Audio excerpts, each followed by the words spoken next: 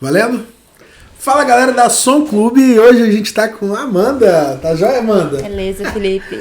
Muito prazer você aqui com a gente. Prazer todo meu.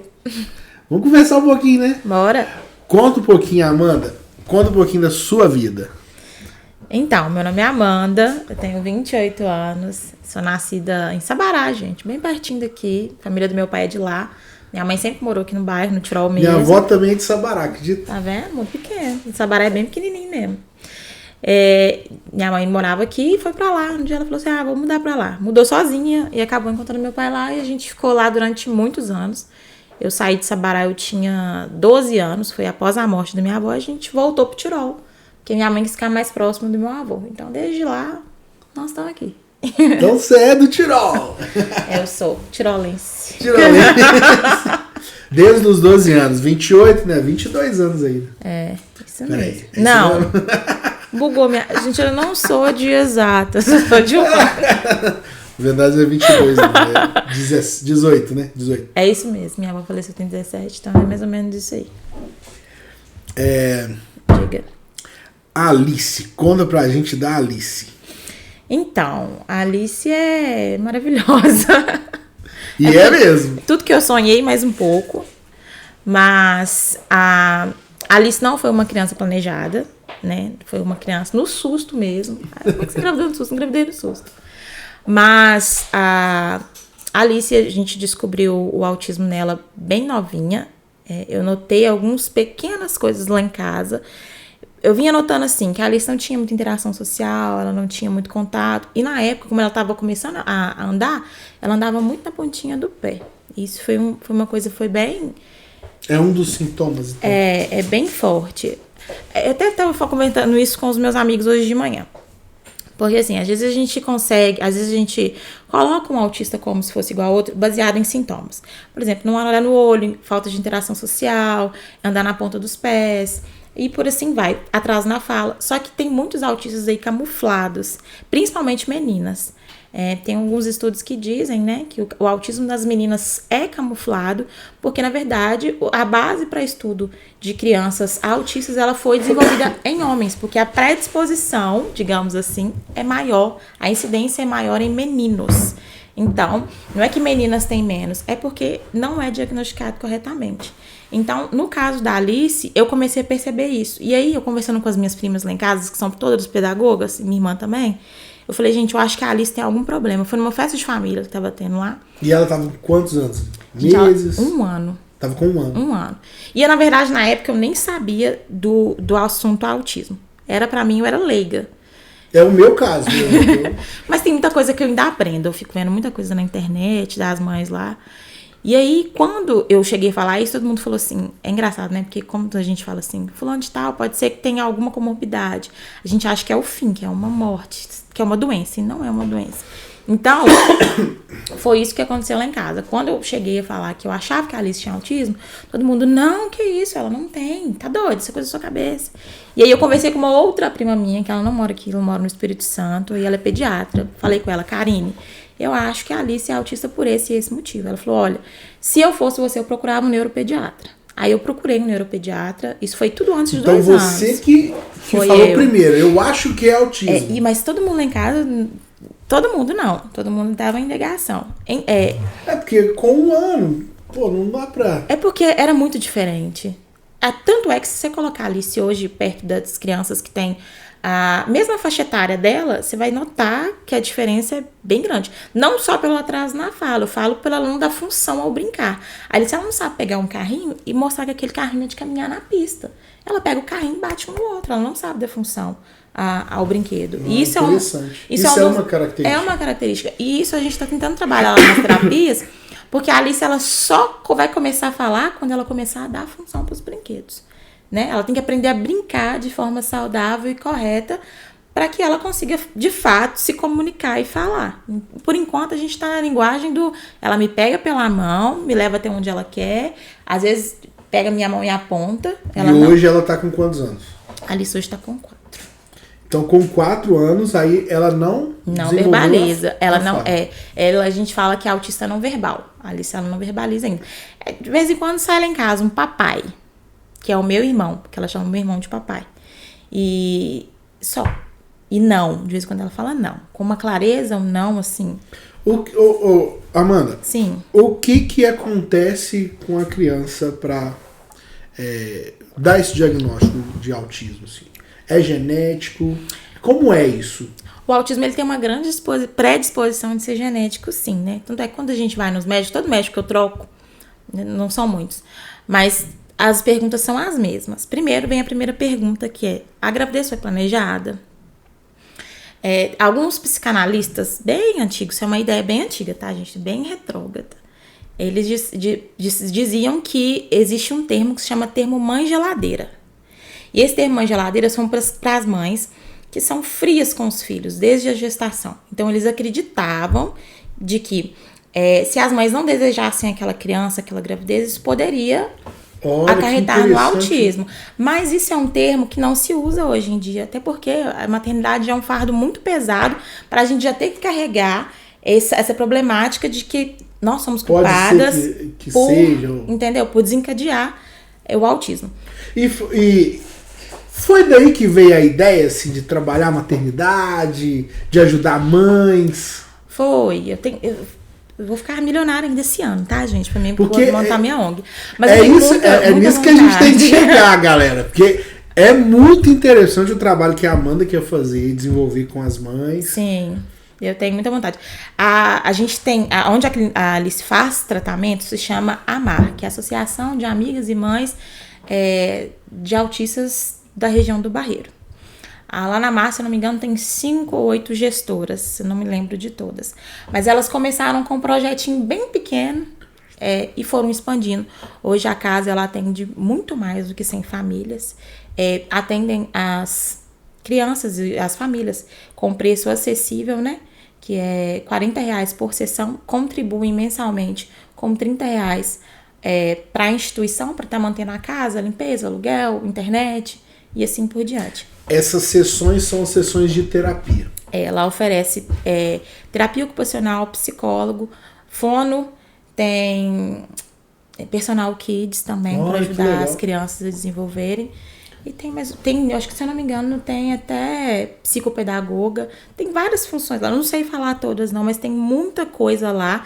Só que a casa, ela cresceu tanto, porque nos últimos anos, né, foram descobertos muitos mais casos de autismo. Teve muita incidência. Caso de descobrir adulto que tem autismo? É justamente por aquilo que eu acho que eu comecei a falar no início, de não ter um diagnóstico antigamente, de não ter matéria-prima para estar trabalhando. Era, com perdão da palavra, né? Antigamente era tudo visto como uma coisa retardada. A gente escutava muito isso. Na minha época, fulano é retardado. Hoje em dia não se usa esse termo de forma alguma, porque é grosseiro e é sem cabimento você falar isso de alguém. Mas antigamente era todo mundo tratado como doido mesmo, sabe? A gente até fez um trabalho, aproveitando aqui, gente, a gente fez um trabalho na escola onde eu estudo, de saúde mental, que falava do Hospício de Barbacena, né? Foi o maior holocausto brasileiro. E lá a gente via muitas crianças com síndrome de Down, autistas, sendo jogados lá sem o mínimo de tratamento, somente porque, na época, os costumes da época não permitiam que essas pessoas que tinham algum tipo de deficiência, algum tipo de comorbidade, permanecessem em sociedade, né? O fato dos autistas agora estarem sendo diagnosticados agora, tardiamente, né? Porque antigamente não tinha o desenvolvimento que tem hoje para estar diagnosticando essas crianças assim quando pequenas. Tanto é que são adultos que crescem com muito problema para se socializar, para se relacionar, para viver mesmo em sociedade de forma que a gente acha que é normal, que muitas das vezes não é. Sabe uma coisa interessante? Diga. Igual o caso da Alice mesmo. Ela com 3 anos, 4 anos, e quando ela faz aula de musicalização, tem uma conquista ali. Uhum. A professora ela tem uma conquista ali, está trabalhando, e ela, tipo assim, ela demonstra o interesse. Por mais que seja menor, ou por mais que a gente vê que tenha uma diferença, mas é tão mínimo que você precisa prestar muita atenção para reparar. Eu falo que lá em casa a gente comemora as pequenas grandes conquistas.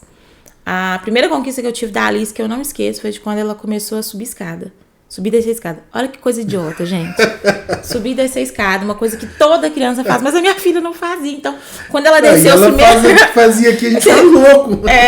Subir e descer essas escadas daqui. Então, quando ela subir e descer as escadas, pra mim foi aquela... Nossa! E pra gente é uma preocupação. Todo feliz.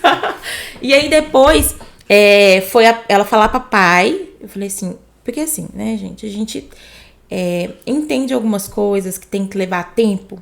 O autismo é uma coisa que a gente não pode falar assim, amanhã ela vai começar a falar, então amanhã ela vai começar a se socializar. Então, não é assim. E tem estágios, tipo assim, tem. Grau? Tem. Não sei se a palavra certa é essa. Leve, moderado e severo. São os casos que tem. Muita gente... Então a Alice, eu imagino que ela deve ser tipo grau leve, ou não? Não tem... Na verdade, eu até conversei isso com uma profissional recentemente, porque eu acredito que a Alice está no moderado pela falta de linguagem verbal dela. Quando ela começa... Porque tem essa questão de descer os níveis, sabe? Mas tem criança que, tipo, demora a falar mesmo, não? Então, esse também foi um embasamento muito grande, que quando eu falei assim, gente, a Alice está atrasada na fala, já tinha um ano a Alice não falava. A pessoa, mas cada criança tem seu tempo. A gente tem que pensar dessa forma mesmo. A gente não tem que criar comparativo e nem competição com outras crianças para saber se a sua vai chegar primeiro. Não é uma questão de corrida. Mas toda criança tem uma curva de desenvolvimento, né? Tanto é que no cartão de vacina do SUS tem atrás aquela curva de desenvolvimento. Se aquela criança está fugindo daquela curva de desenvolvimento, aí já é um fato atenuante que é bem preocupante ali. Então, ali tem que preocupar. Quando eu falei com a pediatra da Alice, ela falou comigo assim, mas isso é normal. Tudo pra pediatra da Alice era normal. Eu falei, gente, não tá normal. Então, aí a gente tem que procurar mesmo. Mãe, não se engana. Se mãe falou, é porque é certo, gente. Coração de mãe não se engana. Mãe sabe de tudo. Inclusive, os melhores profissionais que vocês quiserem pros filhos de vocês é só procurar as mães. As mães sempre sabem de tudo. Melhor profissional pra isso? Pode me perguntar que eu sei. Todos os médicos eu sei. Entendeu? Mas com relação aos graus, tem grau. Mas com o tratamento correto, igual a gente começou o tratamento da Alice muito precoce, né? A Alice começou com 2 anos. Quando ela fez 2 anos, eu iniciei com ela lá no Amar já. Então, a Alice tá no Amar desde quando ela tem 2 anos de idade.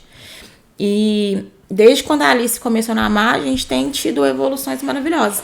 Principalmente com essa questão de interação social. A Alice não aguentava ficar muito em locais com muita gente. Hoje ela já suporta, mas da hora dela, ela me pega e me puxa pela mão e vambora. Eu tenho que ir. Independente se eu quiser ficar. Aí eu brinco com ela assim, quando eu tiver 15 anos, se você quiser ficar na sua festinha, eu não vou deixar. Da meia-noite, mamãe vai pegar você e falar, vambora. Agora é minha vez.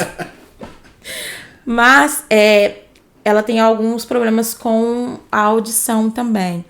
Ela tem problema com o secador, com o liquidificador e a batedeira. Mas isso a gente está trabalhando já na terapia ocupacional, inclusive terapia vida. Ela se assusta mesmo. Muito. Hoje ela viu o meu secador em cima da cama, ela já começou a chorar. Associou o barulho ao instrumento. Então, ela já começou a ficar em desespero ali. Eu falei assim, gente, pelo amor de Deus, tira esse secador daqui, senão vai dar treta aqui. E ela... ela bate pé, ela vai batendo. Eu falei, calma, minha filha, segura a onda aí. Mas é isso. A Alice, ela tem melhorado muito com as terapias. Cada dia que passa, 100% melhor. Com relação à musicalização infantil, a gente sabe que a musicalização infantil é muito bom. Tanto para crianças atípicas, quanto para neurotípicas, né? Isso é de uma forma geral. Explica melhor aí, atípica e neurotípica, o que é isso? Crianças atípicas são crianças assim como a minha, que pode ser autista, pode ter síndrome de Down, pode ter algum tipo de comorbidade. Você sabe explicar a diferença de autismo para síndrome? Não.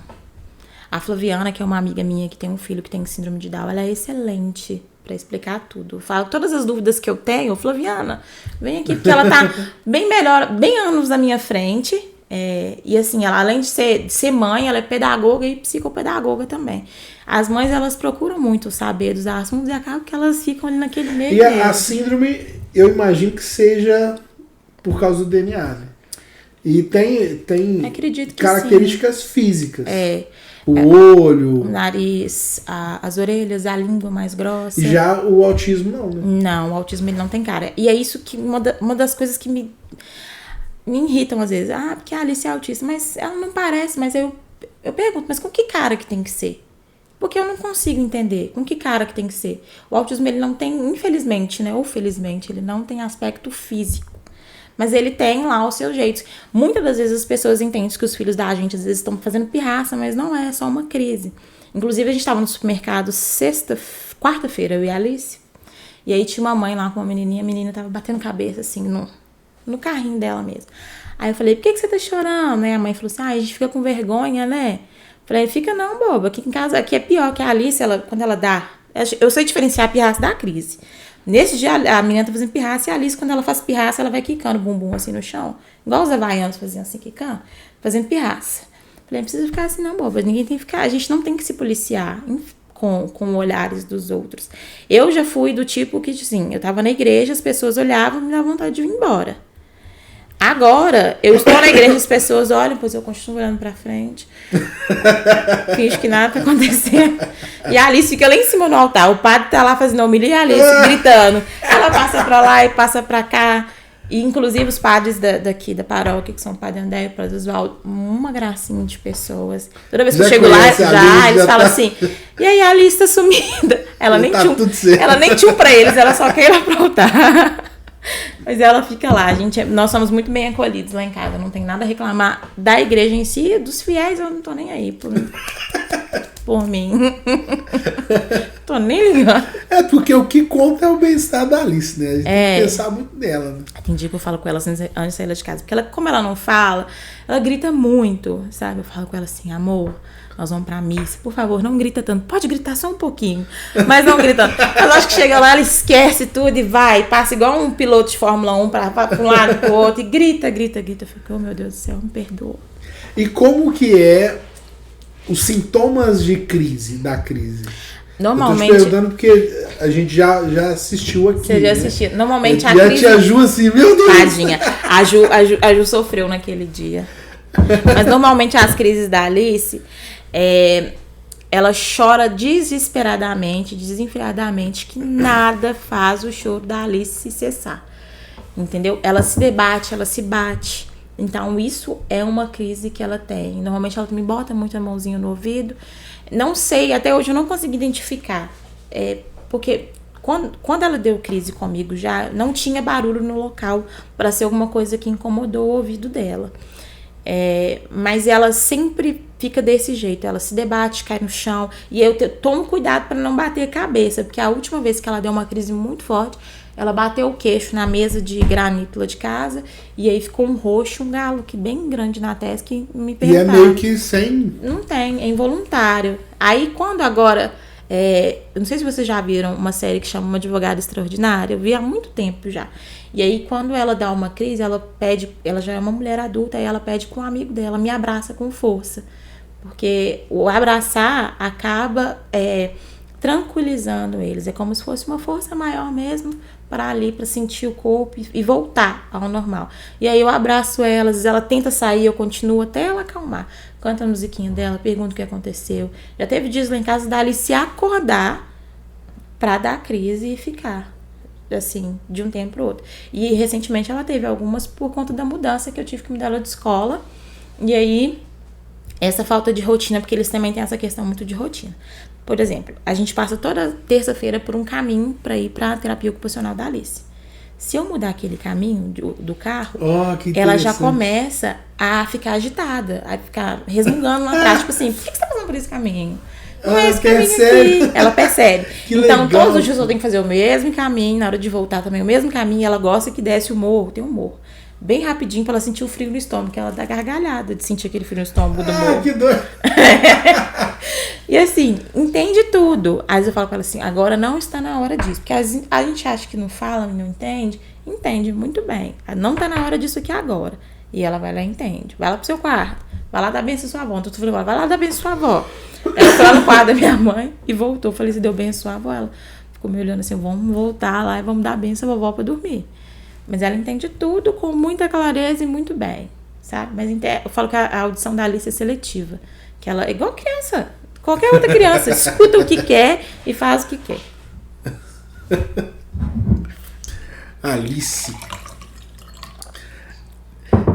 Alice Beatriz. Ela fica no mundinho dela? É isso que você tá querendo dizer? Fica. Quando você fala de audição seletiva? A Alice, ela fica no mundinho dela por diversas coisas. A gente tá igual hoje de manhã, eu fui levar ela pra van escolar. Ela foi brincando, assim, era 6 horas da manhã, ela toda feliz na rua e tal, cantando. Aí passou um passarinho, assim, tipo, muitos passarinhos assim no céu. Aí ela parou, ficou viajando assim no passarinho, um tempão, viajando. Falei, eita, faltou só aquela música lá do Pedro Scooby, passa aqui agora. E viaja nas coisas. Aí de repente parece que ela volta pra terra de novo. Mas ela é assim, se ela achar aquilo ali, que aquele ponto ali é alguma coisa, ela fica um tempão olhando para aquilo assim, sem pensar no nada. Esse é o mundinho dela. Então, quando ela pega o brinquedo, brinca de forma irregular. Ou então, quando ela tá numa festa, ela não brinca. Mas é uma coisa que ela ama, é brincar de correr. Se outras crianças estiverem correndo, ela ama, ela ri, gargalha, corre. Ela entra na onda e... Só, mas se for, por exemplo, brincar de roda, brincar de pular amarelinha, isso ela não sabe ainda. Mas eu creio que ela, em breve, a gente tem que ter esperança. Agora, me conta da sua formação. Você está formando em enfermagem. Graças a Deus. Não tem a ver com essa parada da Alice ou não tem nada a ver? Não tem nada a ver. Eu fiz o curso técnico de enfermagem que eu sempre quis fazer. Quando meu pai faleceu há 9 anos atrás, eu dei início. E depois, como eu era muito nova, acho que eu tinha 18, 19 anos, a gente não quer saber de muita coisa nessa época, não. Aí eu falei, vou parar com isso aqui. Aí parei, fui investir na área da beleza, que eu trabalho atualmente também, pra me manter. Na época eu fiz curso de cabeleireiro, comecei primeiro com cabeleireira. E depois eu fiz curso de unha. E eu preferi ficar na unha do que no cabelo. Por uma questão lógica que o material de unha é mais barato que o de cabelo. E muitas das vezes a gente não é valorizado no cabelo, que você quer procurar atender uma cliente com um produto melhor e ela quer pagar um produto inferior. Então, aí, como não compensava, preferi ficar na unha mesmo. E tanto é que eu tenho um espacinho lá em casa montado. Aí você faz unha, então? Faço unha, atualmente eu faço unha, mas tô pensando em parar. As meninas não querem deixar, não. Minhas clientes lá estão tudo ficando doida, porque você não pode deixar a gente, como é que você vai fazer isso? Ai, gente, a vida segue. Mas o lance da enfermagem nada a ver. Não tem nada a ver. Nada a ver. Eu até no início do curso, eu conversando com uma professora, a Natália, eu falei com ela assim, que eu queria encaixar, né? Mas eu não achei uma forma de encaixar a enfermagem juntamente dentro, por exemplo, lá dentro de uma associação. O que eu posso fazer é, quando eu identificar esse tipo de situação no meu local de trabalho, porque eu já vi diversos vídeos por aí rolando na internet, de crianças que chegaram, quebraram o hospital, porque a Alice tem uma força muito grande, se ela der uma crise muito forte, ela costuma jogar umas coisas longe. Então, assim, o que eu posso fazer é estar orientando tanto os pais quanto a equipe a agir frente àquele tipo de situação. Mas, no momento de crise. No momento de crise. Ou então no momento que eu tiver que funcionar uma veia, porque eu acho que não é. Não tenho certeza. Esses dias eu fiz exame de sangue com a Alice, o meu irmão deitou em cima dela, a enfermeira amarrou, porque tem que amarrar no lençol de 3 pontas. Veio uma outra, segurou o pé, um outro segurou o braço, o outro segurou a cabeça. Você entendeu? Teve que uma equipe toda parar pra atender a Alice ali, porque tava tenso. O vídeo disse, eu gravei. Falei, o primeiro sangue dela, eu tenho que gravar isso aqui. Então, é isso que eu posso fazer frente da minha profissão, mediante ao autismo, é estar direcionando a equipe de forma correta de como agir com aquele paciente. Agora, eu tô pensando aqui, você mexe com unha, isso é bom, porque você tá perto da Alice, né? Mas é ruim. Não está perto dela. Não está perto dela. Mas o que eu vou falar? Quando a gente trabalha por conta própria, você sabe muito bem disso. As pessoas têm uma mania de achar, primeiro, que a gente é rico. Que a gente não reclama. Eu não sei você, mas eu não reclamo da minha vida. Porque eu não tenho que reclamar. Tem gente passando situações 1000 vezes piores do que a minha. Sempre tem melhores e sempre tem piores. Né? Exato. Então, assim, eu não tenho que reclamar. Começa aí. E aí, o pessoal acha que a gente tá trabalhando de hobby também. Acha. Gente, já teve casa. Ai, meu Deus. Final do ano. Do pessoal ir lá e fazer todos os serviços que eu ofereço. E na hora de pagar, falar assim, mês que vem eu venho aqui e te passo o cartão. Só porque eu tô dentro da minha casa. Se eu trabalhasse igual eu trabalhava em estabelecimento, sempre trabalhei pros outros. Depois da pandemia, que eu tive que me reorganizar. Mano do céu, você fica... Não, sacanagem. Não pense você que isso é um fato, não. É sempre. Então, posso fazer de tal te pago? Eu nem respondo. Não respondo. Já tive pessoas... Eu falei esses dias, eu perdi pessoas esse ano justamente por falar não. Mas é porque não é errado pensar na gente em primeiro lugar, sabe? Não é errado a gente se colocar em primeiro lugar. Aí eu vou lá e faço uma unha fiado e não recebo. Porque já aconteceu de eu ficar 4 meses tendo que cobrar uma pessoa por uma unha de R$35. É um absurdo. Mas enfim. Não pode ter fiado. Aí esses casos é tão complicado que você acaba se desgastando, você tem que ficar desenrolando aqui. Ainda mais quando é amigo. Quando é amigo, eu fico um pouco mais nervosa, porque a pessoa sabe da sua vivência, sabe da sua história, mesmo assim tá lá, sabe? E a gente, às vezes, por educação, por mais pura e simples educação, você fala assim, não pode. Mas eu tô cansada de ser educada, sabe? Eu tô muito cansada de ser educada. Aí eu falei assim, pra mim não perder a cabeça, eu vou desistir dessa carreira. O não é importante. Muito. O não, ele é interessante isso, mas o não, ele diz mais sobre o seu trabalho do que a pessoa. Porque se você não tá valorizando o seu trabalho, a pessoa nunca vai valorizar. Não.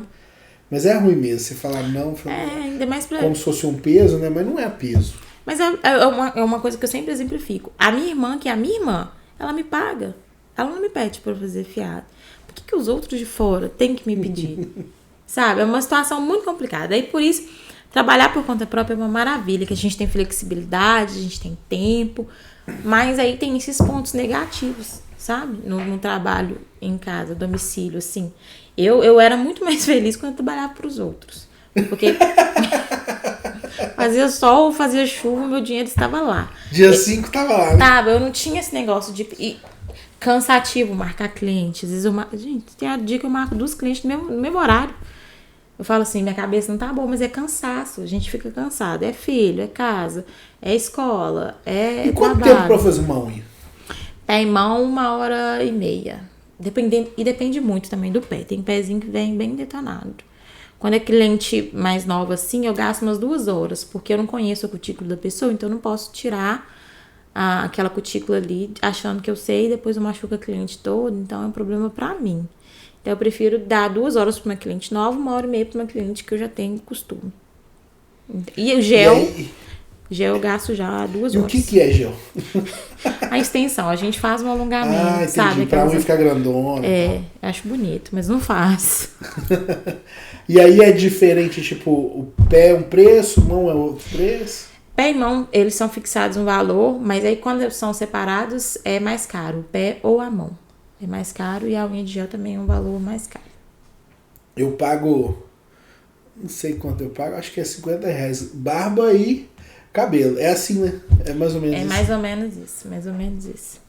Interessante isso. Mas é igual eu tô te falando, a flexibilidade Quando você fala que é 2 horas, é muito tempo, não? Não. Passa voando. Porque a gente, mulher conversa muito, né? Adoro. E aí, qual que é o papo que rola? Acaba que eu sou uma psicóloga. Falar, não, né? Não posso, é confidencial.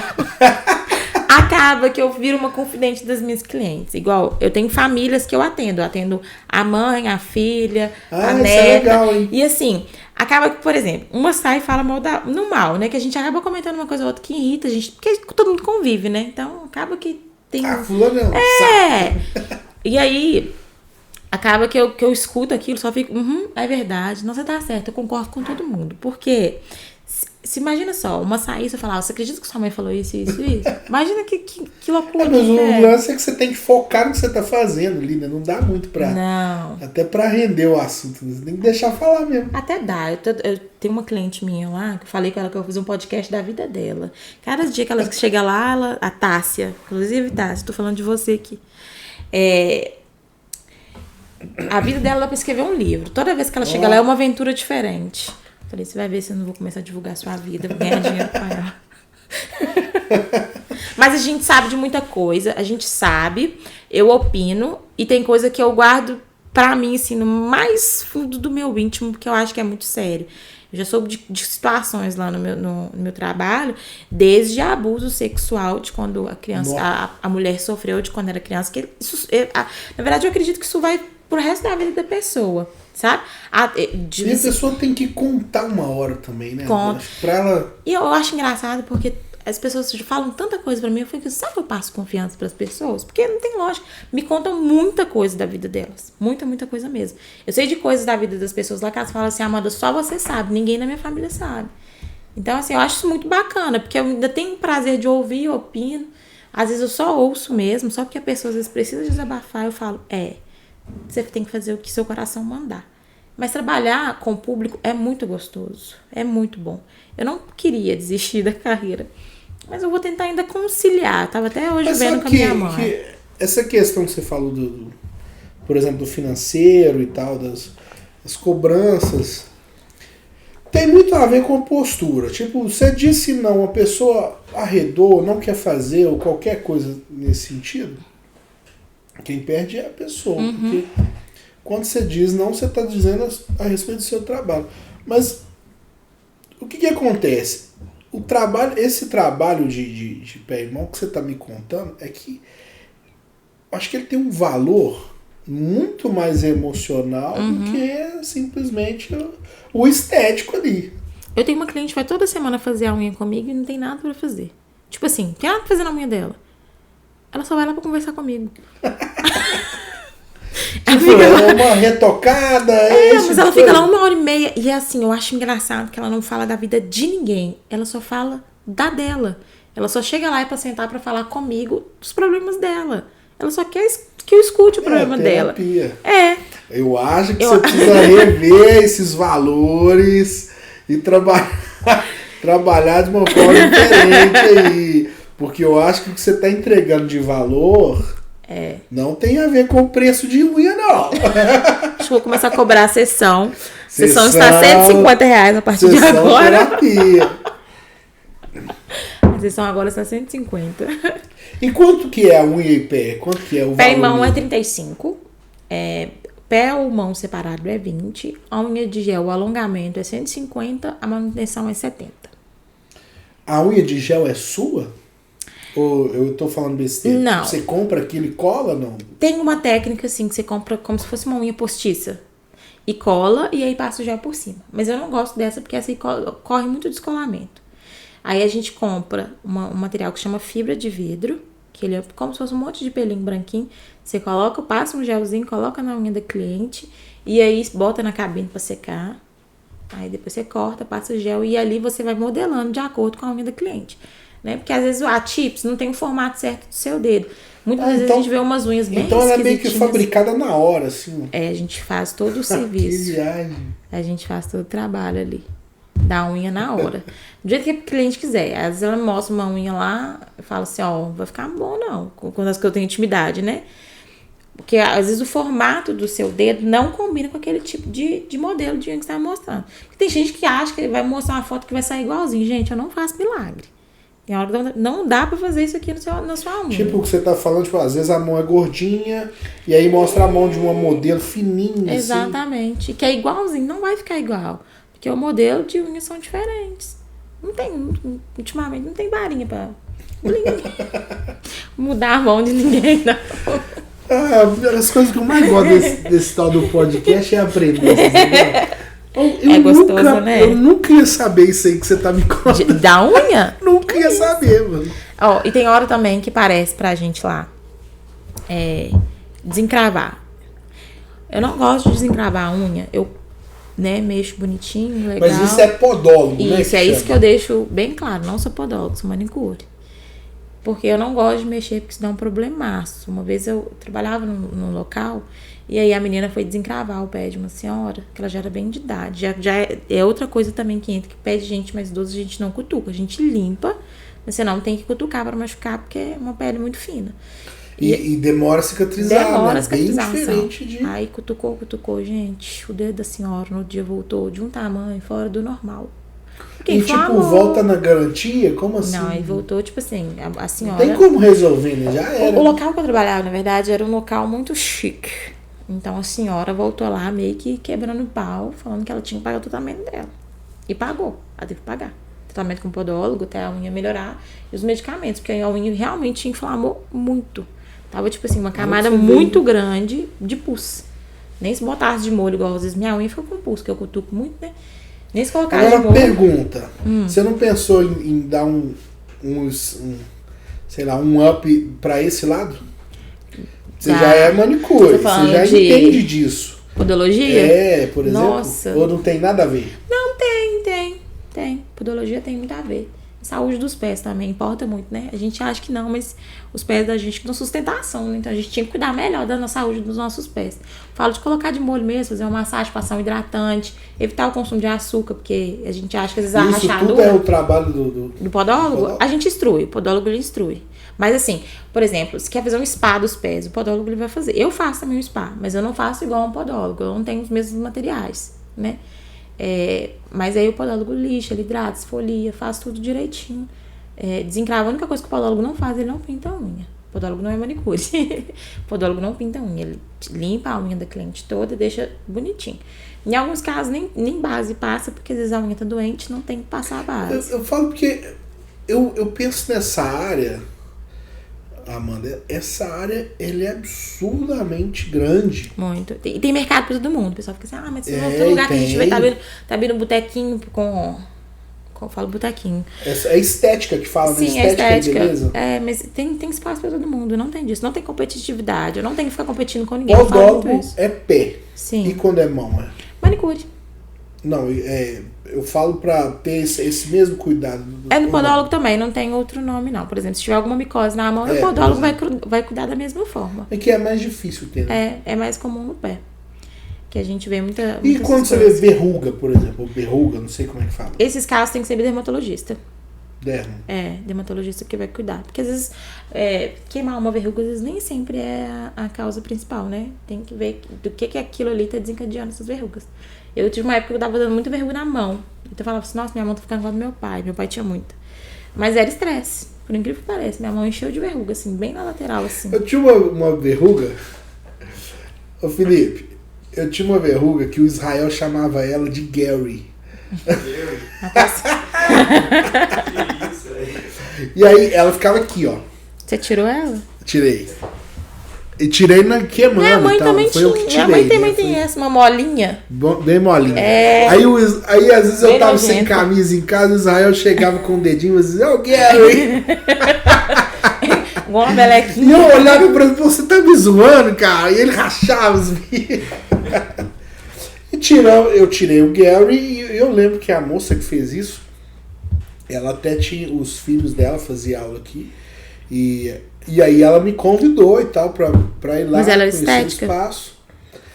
Eu não sei te falar assim, o que ela faz e tal. Eu sei que ela faz esse trabalho com o pé e faz esse negócio da verruga e tal. É com laser e tal. Eu acho que esteticista também pode mexer com isso. Acho, não tenho certeza. Mas eu acho que esteticista também pode. Biomédico. Inclusive é caro. Muito. Mas é caro pra mim, né? Que não tem costume, não tem disso e tal. Eu imagino que... Mas qualquer serviço na área da beleza hoje é bem custoso. E era um espaço que tinha um espaço lá com a maca e tal, e tinha um outro espaço de beleza, com esmalte e tal. Então eu imagino que ela faz essas duas coisas, né? Associou uma coisa à outra. Chama. Normalmente a cliente ela já gosta de ir num espaço que ela encontra tudo, né? Que ela já vai sair de lá bem toda trabalhada. Mas aqui no bairro, lá pra baixo, né? Onde eu moro. São poucos os lugares que a gente encontra pra salão de beleza, manicure. Falo do serviço de manicure. Tanto é que todo mundo que faz unha comigo do bairro fala a mesma coisa. Que eu fui a salvação. Inclusive, essa semana foi uma nova, falou comigo assim, nossa, você tá me salvando, porque aqui no bairro não tem o serviço de manicure. Eu falo que tem o serviço de manicure expresso lá no salão, muito chique, lá perto de casa, que é assim, você entrou, sentou, acabou. 30 minutos sua unha tá pronta. Porque eles trabalham com produtividade, né? O monopé tá na mão. E eu particularmente... fica duas meninas trabalhando? Eu não gosto disso, porque fica muito diferente. O trabalho de cada um é muito diferente, né? E assim, eu já trabalhei em grandes salões no qual eles colocavam um tempo limite para você atender. Normalmente... Desligou. Normalmente colocavam assim, ó. Você vai fazer um pé e mão com 1 hora. E você tinha que fazer. Não tinha essa possibilidade de não fazer o pé e mão com 1 hora. A gente você tem meta, né? Quanto mais... É aquela ideia. Quanto mais, melhor. Felipe, se você mexer no controle já dá. E todo lugar que se você trabalha para alguém tem que ter isso. pauleiro. Você tem que ter meta, tem que ter. Só que aí acaba que você não trabalha com serviço de qualidade. Você não consegue concluir o seu trabalho com êxito ali pro seu cliente. Você entrega um serviço meia boca, mas um serviço meia boca. E eu particularmente não gosto. Tanto é que os atendimentos lá que eu faço são atendimentos individualizados. Não marco muita cliente. Nem no final do ano, quando a pessoa ajuda. Né? Não, marco o serviço individualizado. Dou um trabalho muito bom para elas no final. Tanto é que todas voltam. Não tive nenhuma até hoje que fez unha comigo e não voltou. Tanto é que tem clientes que saem do Buritis para fazer unha comigo. Eu tenho clientes que agora a outra mudou pro Vila da Serra. Sai de lá pra vir fazer unha comigo. Eu acho isso legal. Fantástico. Porque eu não sairia da minha... Vila da Serra é longe. Buritis tá até mais perto. Buritis tá meia hora daqui, pertinho. Mas Vila da Serra... Vila da Serra é pauleira. Ela marcou unha comigo quarta-feira, 8 horas da manhã. Eu tenho que acordar às 5 pra chegar lá. Mas é isso. Eu gosto muito do meu trabalho. Gosto muito dos meus clientes. Todas. Não tem nenhuma que eu não goste. As clientes que eu tive problema eu já demiti elas, né? Eu tive que demitir elas justamente por esse problema do pagamento e de ser um pouco folgada às vezes, né? E aí eu demiti elas no final do ano, porque eu falei que esse ano eu não ia aceitar. Você mexer no controle já resolve, eu acho. Esse ano eu não ia aceitar pouca bosta, não. Você é muita. Um vaso cheio. Então, como que foi sua vida de Sabará pra cá? Foi assim. Quando você falou comigo no início, falou assim, a gravidez da Alice não foi planejada. Uhum. Então, como que foi isso? Eu falei com minha cunhada hoje. Você não sabe até hoje como é que você engravidou. Vou te fazer a fórmula anatômica que você vê. Não, eu engravidei da Alice. E aí depois... Eu engravidei da Alice, depois de uns 2 meses eu soube que eu tava grávida. Mas assim, ao meu ver, foi uma gravidez um pouco turbulenta. O pai da Alice sempre foi um cara muito sem responsabilidade. A gente tem um bom diálogo, sabe? A gente conversa, ele me pergunta como é que tá a Alice, mas ele não é pai. Eu gosto de deixar isso bem, bem frisado, porque ser pai é diferente de pagar pensão, né? O pai é o que cuida. É o que cuida. Tanto é que a Alice chama o meu irmão de papai. E aí, eu nunca ensinei isso pra ela, não fui eu que ensinei. Talvez isso seja uma questão de sentimento mesmo, né? Ela sentiu que era aquele, né? Ainda bem que ela tem o meu irmão como essa figura paterna. Tem que ter uma referência. Tem que ter. Próxima. Então, assim, o pai da Alice, ele nunca me deu nem apoio psicológico durante o tempo de gestação e nem financeiro. Pra mim, conta mais como que foi essa parte da gravidez. O que você chama de gravidez turbulenta? Porque, olha, eu tava trabalhando na exclusiva financeira, que era de uma amiga da Cris. E aí, fechou porque faliu mesmo. Né? Faliram o negócio. E aí, eu fiquei desempregada. Quem ia contratar uma grávida? Eu fiquei desempregada. Então, foi turbulenta. Na época, eu tinha parado de mexer com unha. Porque eu comecei a fazer unha há cerca de 7 ou 8 anos atrás. Só que aí, durante um período, eu parei. Eu dei uma pausa, tipo, de uns meses. E foi exatamente nesses períodos desses meses que a Cris me chamou pra trabalhar com ela. Ela me disse, Amanda, o que você acha de trabalhar comigo na financeira e tal? E eu fiquei lá na financeira com ela um tempo, só que aí faliu. E aí eu me vi desempregada, sem nada. Por mais que eu morasse ainda com a minha mãe, na época meu irmão morava lá em casa, eles não tinham responsabilidade financeira sobre mim, nem sobre a criança que estava comigo, né?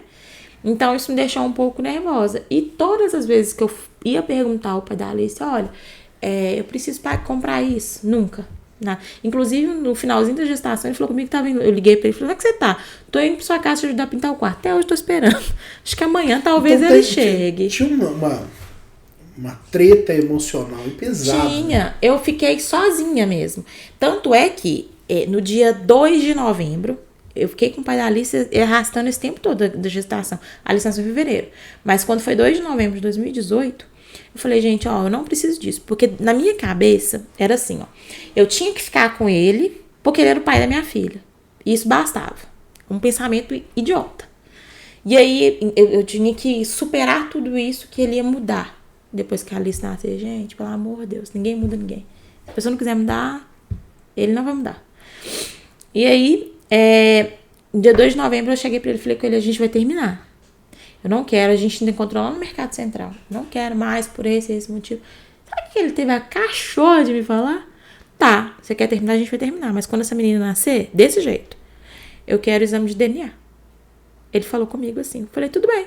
Peguei minhas coisas e vim embora pra casa. Vim aquela cena igual de filme, chorando no ônibus. Faltou só a chuva cair pra completar literalmente a cena do filme. Isso, eu tava grávida de 7 meses. Aí, do 7 até o dia que a Alice nasceu, eu não tive mais contato nenhum com ele. Porque eu não procurei e ele também não me procurou. Ele tava, tipo assim... E a família dele, muito menos. A família dele, nada, é a mesma coisa. Só a irmã da Alice, que é muito... A Alice tem uma irmã de 18 anos. A irmã da Alice que sempre me pergunta como é que ela tá. Irmã de parte de pai. Parte de pai. Também é a mesma coisa. A mesma coisa que ele faz com a Alice, ele faz com a Aninha. Não tem muita diferença, não. A diferença é só que a Ana mora lá mais perto de onde ele mora, então ela vê ele com mais frequência. Mas, e daí, quando eu ganhei a Alice, passou 15 dias, aí ele veio me procurar. Eu acho que ele ficou sabendo que a Luana, irmã dele, me perguntou. Aí ele falou assim, e aí, como é que nós vamos fazer pra registrar o meu neném? Só que eu já tinha registrado ela, que hoje em dia a gente já sai com o registro do hospital, né? E você não precisa do pai pra registrar mais, né? Hoje não. Aí eu registrei ela, e aí ele virou e falou comigo assim, mas você não podia ter registrado ela sem mim? Eu falei, uai, você não falou que ela não era sua filha? Aí ele, não, a gente vai ter que mudar isso. Aí quando foi no cartório, não. Foi no... Gente, não é cartório.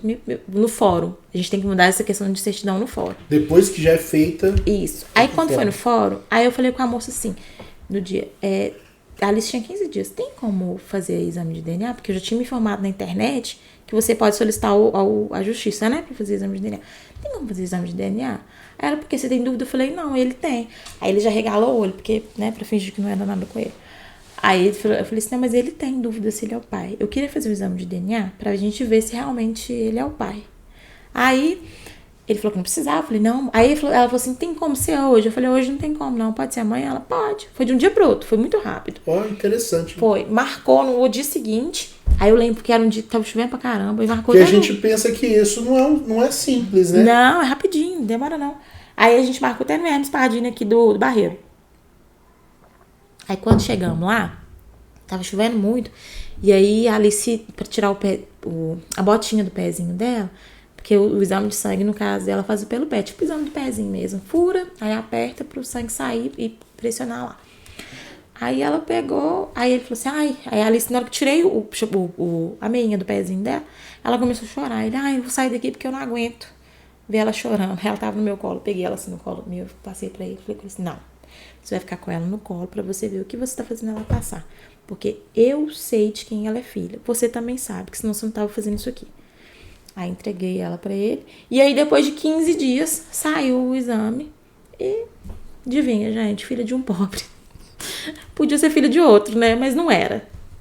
Também eu falei com ele, falei assim, Maxwell, eu não sei qual que é a cabeça que você acha que isso aqui iria dar negativo. Não tinha possibilidade. E aí foi... Aí foi feito um registro? Não. Foi, tanto é que até hoje, tem alguns lugares que a Alice tá só Alice Beatriz Santos. Ela não tem um rocha ainda. Parece que não atualizou no sistema do governo. Então, tem coisa que eu tenho que ir lá na Receita Federal, agora vou ter um pouquinho de mais tempo, pra me atualizar essa certidão de nascimento dela. Porque aí ela, pra tirar, né, o antigo nome. Porque só fica Alice Beatriz Santos Rocha. Alice Beatriz Santos, não tem o rocha do pai. Aí tem que atualizar lá na Receita Federal. Mas aí fez tudo direitinho e tal. Antes de sair o exame, ele já tava, eu quero ver meu bebê. Só que isso foi só nos primeiros 3 meses de vida. Depois disso, ele não procurou mais ela. Como ele não procura, acho que a última vez que ele viu ela foi em fevereiro. Não que eu proíba, nunca proibi ele de ver, de ter contato, de saber notícia, nada da Alice. Ele só não acha que é necessário. É isso. Ele não tem responsabilidade afetiva. E é igual eu falei com a neuro dela.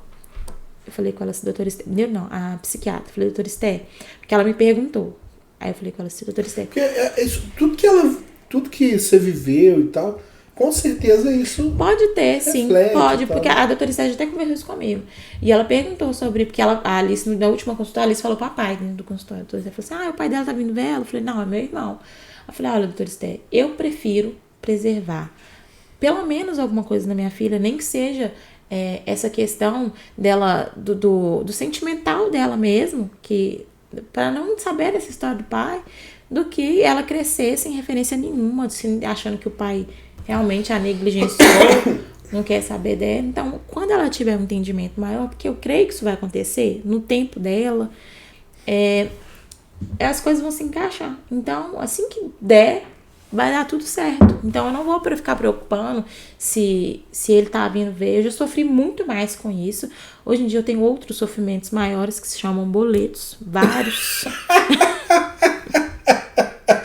Vários pra pagar. Eu tento tirar tudo na onda da vida, tudo brincando, gente. Porque se você for levar a sério, eu falo lá em casa. Se eu fosse levar tudo a sério, eu entrava em depressão. De tanta coisa. É igual esse caso mesmo, que você contou e tal. E a gente só imagina que foi uma barra, né? Porque não dá pra imaginar de verdade. A gente tem uma ideia de que foi uma barra. Foi bem só difícil. Quem sabe mesmo é quem vive. Não, todo mundo lá em casa odeia ele. E o caso é que eu gosto de pensar assim, Amanda. Ela deu o melhor que ela pôde. Mas eu tava falando isso com minha mãe lá em casa. Meu irmão fica assim comigo assim. Não espere. Por que você conversa com esse cara até hoje? Meu irmão fica. Nossa, é porque, no fundo, sabe, Felipe? Eu tenho muita pena dele. Porque eu sei qual que vai ser o final. Sabe? Eu sei como que vai ser. Eu tenho muita pena. Porque, olha, é uma pessoa que não... Eu vou mandar esse link desse podcast pra ele ver. Que tudo que... Veja lá. É uma pessoa que não para em relacionamento nenhum. Desde quando a gente terminou, há 5 anos atrás. Que foi antes dela nascer. Antes dela nascer. Eu acho que ele já me apresentou 1, 2, 3... 6 pessoas que ele teve relacionamento. A última agora... Nossa. Então a Alice, ela tem outros irmãos? Tem. Ela tem a Ana Clara de 18. E tem o Arthur, se eu não me engano, o Arthur tá com 9 ou 10. Eles já são mais velhos já. E a Alice de 4. Se bobear, daqui a pouco vem mais um. Que não podemos duvidar, né? Mas eu acho que não. Tá doendo muito no bolso dele. Aí, então tem pensão? Todos têm. Todos os 3. Nenhuma das mães deu mole. Eu não dou. Um dia falou comigo assim, vou atrasar 2 dias a pensão, que tive um problema aqui. Eu falei com ele, pode, não tem problema não. Só que não esquece que dia tal é seu ensaio lá na Filarmônica pra mim aparecer lá, fazer um barraco, pouco custa. Porque ele também toca na orquestra lá na Filarmônica, ele também é músico. Eu falo que nas horas vagas ele é músico. Eu falo com ele, você não esquece isso não. Aí ele toca o quê? Ele é percussionista, ele toca tudo de percussão. Tudo de percussão ele sabe. Inclusive, eu acho que ele acabou de concluir a faculdade de música dele. Eu acho que ele concluiu. Não perguntei não, mas eu acho que sim. Músico não presta. Olha o que ela tá falando. Gente, não namorem músico, eles não prestam. E depois você pega aquele livro lá, deixa eu mostrar pra ela um livro que tá ali, por favor. Mas você sabe que eu concordo com você? O que, não namorar músico? Porque é o seguinte, é o outro. Porque é o seguinte, eu concordo e prego isso aqui. Porque não é o músico em si, na verdade. É a vida noturna. A gente generaliza. Olha o livro que eu escrevi, Antimúsico, liberte-se de si mesmo. Olha o livro. Por que eu escrevi esse livro, Amanda? Antimúsico. Por quê? Por causa dessas coisas que você está contando. O músico, ele tem uma vida mais boêmia, tem uma vida noturna, e o trabalho leva ele, o trabalho de música leva ele para isso. Eu lembro quando eu fui casar, eu casei em 2013. E eu formei em 2011 engenharia. Em 2013, quando eu fui casar, eu tomei a decisão. Não foi a Bebel que me pediu, ela nem teve participação direta nessa decisão. Mas eu tomei a decisão de não tocar na noite mais, quando eu fui, no ano que eu fui casar. E aí eu parei de tocar, eu acho que no primeiro semestre, se eu não me engano, março, abril, por aí, eu já não estava tocando na noite mais. E a gente casou em setembro. E o que acontece? A noite ela é cruel. E eu vi várias vezes isso acontecer. Olha o retrato que eu via na noite. A gente ia tocar E fazia o show, e lá embaixo cheio de mulher e tal, isso acontece, é normal. De mulher tá vendo quem tá no palco e tal. E aí terminava o show, o dono da banda, ele separava o cachê e deixava pra todo mundo separadinho, ele era muito organizado. E aí terminava o show, ele chegava pra todo mundo e entregava um envelopinho assim. Hoje, eu acredito que hoje o cachê de uma banda de baile, eu tocava em baile, deve ser, sei lá, R$500, eu tô por fora do mercado. Mas vamos supor que seja R$500. Na época era R$300. E isso 2013, meu último ano. E ele chegava e entregava R$300 para todo mundo. Eu pegava esse dinheiro, colocava no bolso e vazava. Eu via os meninos pegando o dinheiro e sentando na mesa. Porque aí não tinha as meninas pra bancar. Né? Aí, o que acontecia ali, ó? Sentava na mesa, ia chapar o melão, tomar todas. Aí vai até de manhã. Sim. Porque de madrugada pra virar a noite é pouquinho. Aí vira de manhã. Só que de manhã não vai embora. Aquilo vai até 11 horas, meio-dia. É isso mesmo. Aí o cara vai embora, meio-dia. Quebrado, sem dinheiro e louco pra dormir, porque o cara tá virado. Aí ele chega em casa e deita. Aí a mulher vira pra ele e fala assim, acabou o gás. E o cara não tem o dinheiro do gás no bolso. Mas é isso aí mesmo. Ela fala assim, mano, o cara saiu pra tocar, era pro cara voltar com dinheiro. E o dinheiro não voltou. É isso mesmo. Então por que eu escrevi esse livro, Antimúsico? É por causa disso. Mas é assim mesmo. E o músico, Amanda, todo músico, ele precisa ser empreendedor para ele se dar bem. Senão o cara, ele não vai ser o homem que deve ser. Aí ele vai deixar de desejar em todos os aspectos. Então nós estamos conversando, quando você conta que ele é músico, isso aí vira a chave. Entendi tudo. É exatamente isso. Entendi tudo. Gente, porque eu isso juro é pra vocês, muito comum. eu podia pegar meu telefone ali e mostrar a mensagem que eu recebi um pouquinho antes de eu subir. Ele falou comigo assim, você podia me emprestar um dinheiro? Não é a primeira vez que isso acontece. Aí, Marcos, eu não tenho não. Porque eu vou levando na água morna, gente. Eu não posso ficar brigando com ninguém, porque senão eu vou ficar feia. Eu não posso ficar feia por causa dos outros. Minha pele não permite isso. Aí eu falei com ele, Marcos, eu não tenho ele. Foda, eu não posso ficar solteiro. O áudio dele. Não posso ficar solteiro, que eu gasto demais. Eu gastei tudo que eu tinha ontem. Mas o que acontece? Ontem ele foi tocar lá no bar do Cacá, se eu não me engano. E aí, ele tava até agora na rua, porque ele também é concursado, né, do estado. Então ele tava até agora na rua, porque concursado não dá nada, né, segundo ele. Tava até agora lá na rua. Mas dá, né? Sem dinheiro. Dá. Lógico que dá. Lógico que dá. Processo administrativo. Ele vai, uma hora ele é convidado a se retirar. É tipo isso. Uma hora ele é convidado a se retirar. Mas assim, foi isso que desgastou. Torça pra não. Pra continuar vindo a pensão direitinho. Foi isso que nos desgastou. E é isso que desgastou todos os outros relacionamentos dele. E eu já falei pra ele, você tem que procurar um tratamento, que isso não é muito normal, não. O que Sabe por quê? A acontece pessoa está com 42 anos, você não é mesmo menino. O que acontece com o músico é isso. Quando ele assusta, o tempo já foi. Exato. A noite ela é muito cruel nesse ponto. Porque a pessoa não vê que foi embora. Não. E começa com 18, 19 anos. É isso mesmo. Aí quando assusta tá com 40, mano, o que eu fiz da minha vida? Ele tá... É por isso que eu escrevi esse livro. Pra quê? Infelizmente. Pra mostrar ao músico que ele precisa empreender. É isso. Senão a vida dele vai embora. E você sabe que isso é histórico? Vou dar um exemplo. Vila Lobos. Foi um músico brasileiro que, sei lá, conhecido no mundo inteiro. Ele tinha uma vida boêmia. Sério? Olha que interessante. Quem vê cara não vê coração. Claro, né? Depois a coisa mudou, ele amadureceu. Ainda bem, mas tem gente que eu acho que não amadurece. Eu não sei se é pela forma que é criado, não sei. Eu não sei explicar o motivo, mas dentro da profissão músico é muito claro pra mim isso, porque eu vi acontecer com pessoas próximas e eu pude perceber na minha vida esse desandar. Porque o que acontece com o músico? Como que é uma pessoa que empreende? E você sabe disso porque você entrou nessa do próprio negócio. Uma pessoa que empreende, ela precisa fazer caixa, ela precisa fazer gestão.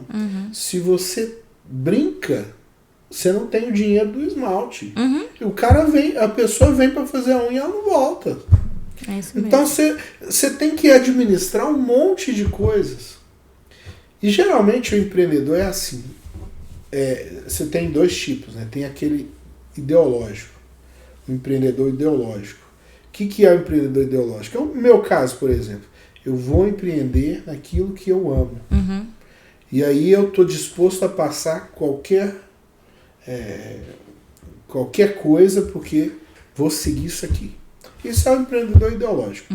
Tem outros casos também, né? Aquele cara que é tipo assim, não, eu tenho uma ideia e eu vou nessa ideia até conseguir. Tipo o Walt Disney. Eu vi esse filme com a Isabel, deve ter, sei lá, acho que foi domingo, ontem. Não, foi sábado. O Walt Disney, ele desenhou Mickey e tal. E aí agora você pensa o que ele passou, o filme é muito interessante, porque mostra um empreendedor ideológico. Ele queria ser desenhista, queria desenhar só que não tinha mercado para isso. E ele passou maus bocados até chegar no ponto do Mickey fazer sucesso e tal, e até chegar no ponto do parque. Então, esse cara é o cara ideológico.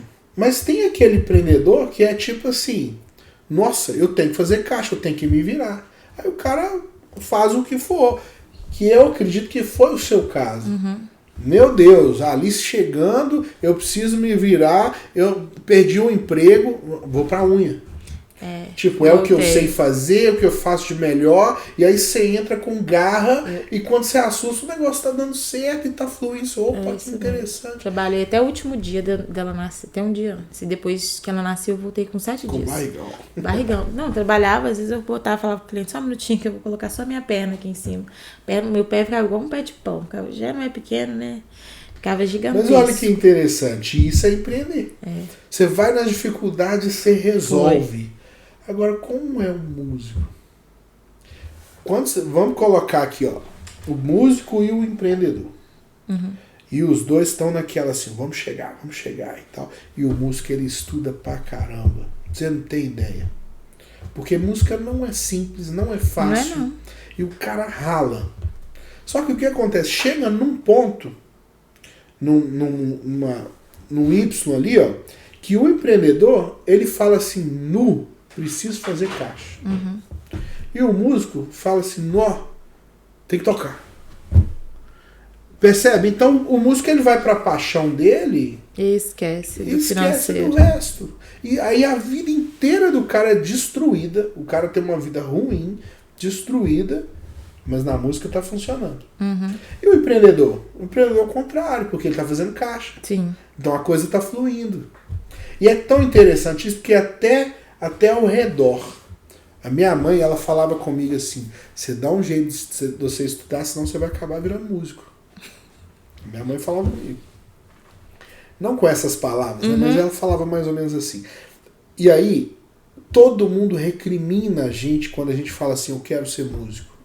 Você é doido, isso não tem futuro, isso não é profissão, você vai passar aperto, e não sei o quê. E aí, quando esse músico ele consegue chegar lá, todo mundo aplaude. Mas até chegar lá é uma guerra. Agora o empreendedor é a mesma coisa. Todo mundo repreende o empreendedor. Não, vai procurar um serviço, o que você está fazendo, não sei o quê. Mas quando ele chega lá, todo mundo vai pedir dinheiro emprestado. Eu não cheguei, já estou pedindo. Você percebe? Então, o músico empreendedor, ele anda em paralelo. Assim.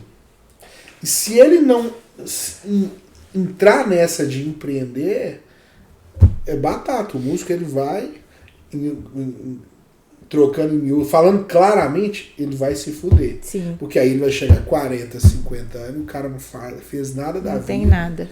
E não é capaz nem de assumir as próprias responsabilidades. Isso é muito comum. Isso é muito normal para o músico. O cara não consegue nem assumir as próprias responsabilidades que lhe cabe como ser humano. Então. Normal. Então, por isso que nasceu esse livro. Cara, eu vou escrever, porque eu acho que isso vai ajudar muito músico, muito... E é muito interessante que até Até os agradecimentos, eu escrevi assim, ó. O músico que precisa, ele não vai ler. O músico que não precisa vai ser o primeiro a ler. Porque tem isso. Você pega isso aqui e entrega pra alguém que tá na vibe ali, tá na noite, o cara não quer saber disso, o cara quer a noite. E tá tudo certo, e não sei o que. Então, aí ele vai pagar o preço depois. Então, é normal isso. Por isso que eu escrevi. Então, o mercado é assim pro músico. Então, o músico presta, mas é aquele músico... Alguns selecionados. Exatamente. São selecionados. Há uma grande seleção. Não é qualquer cara que tá tocando e tal. Não. Há uma grande diferença. Enorme. Meu pai era músico. Mas a família toda do meu pai toca, eles todos são músicos, mas eles nunca foram para esse lado de viver de música, da profissão. São todos músicos amadores. Meu pai era um músico amador. Tocava na igreja. Inclusive, ele se converteu, porque minha mãe, muito cristã e tal. Aí eles começaram a namorar e ele começou a ir pra igreja também. Né? A minha mãe conta que ele ia pra igreja com um maço de cigarro na meia. Antes era aqui, né? Aí alguém deu um toque nele, ele tirou, foi as ameias. Depois foi mudando de vida e tal. Mas isso é bom, nunca é tarde. Morreu cedo, mas deu certo. Do cigarro? Ficou... Proveniente do cigarro? Não, foi acidente e tal. Eu tinha 1 ano. A minha mãe também foi guerreira. Minha mãe... Porque criar filho, independente da maternidade ser solo ou atípica, se é atípica ou neurotípica, é muito difícil a maternidade. Até para mulher casada é bem difícil a maternidade, porque a gente enxerga 2 vezes mais. A gente pega bem mais responsabilidade. É sempre assim. E é muito interessante, porque pro homem, eu lembro quando caiu a ficha pra mim. Foi quando eu tava do lado dela, ela segurando a minha mão, quase quebrando.